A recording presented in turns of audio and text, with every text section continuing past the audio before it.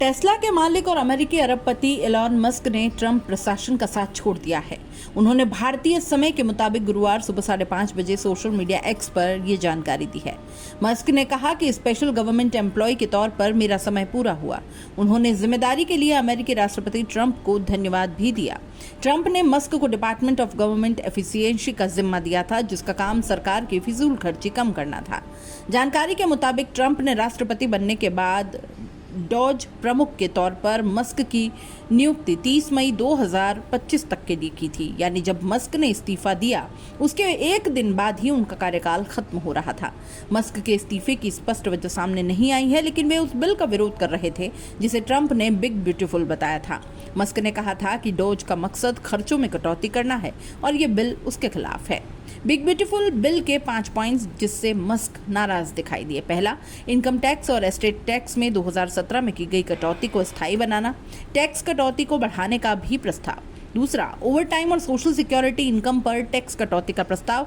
White house का कहना है कि सालाना 30 से $80,000 की कमाई वालों को अगले साल 15% कम टैक्स देना होगा। अवैध इमिग्रेशन रोकने के लिए बॉर्डर सिक्योरिटी और अमेरिकी सेना को मजबूत करने पर ज्यादा खर्च करना।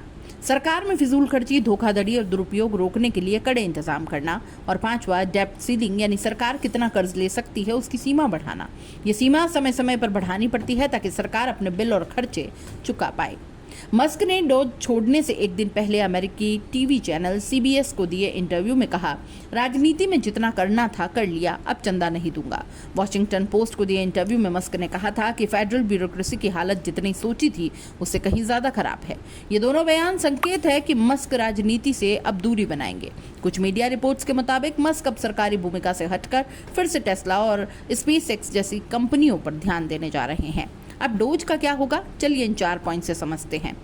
मस्क के जाने से डोज का असर और काम करने की स्पीड कम हो सकती है। हालांकि इसके अलग अलग विभागों में डोज टीमें काम करती रहेंगी।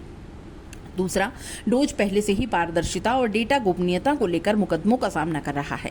मस्क के जाने से मुश्किलें और बढ़ सकती हैं।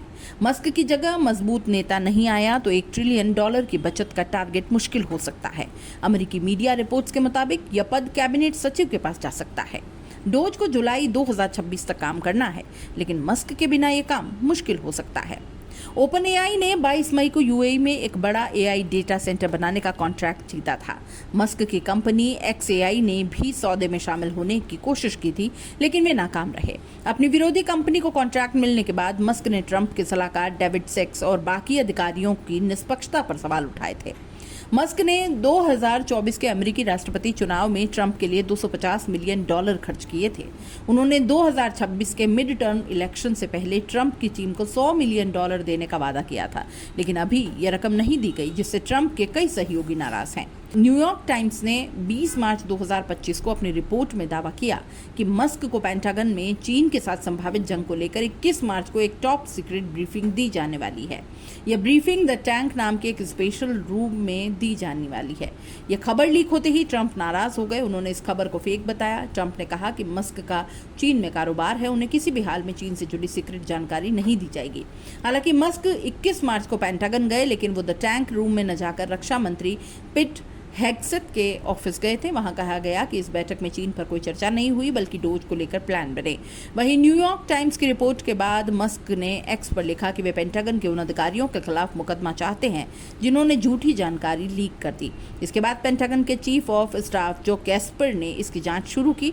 इसमें पेंटागन के अधिकारियों का पॉलीग्राफ टेस्ट हुआ और उसके बाद 2 सीनियर पेंटागन अधिकारियों डैन कॉल्डवेल और डेरिन सेल्निक को पेंटागन से बाहर निकाल दिया गया। इस घटना के बाद ट्रंप सरकार की काफी आलोचना हुई।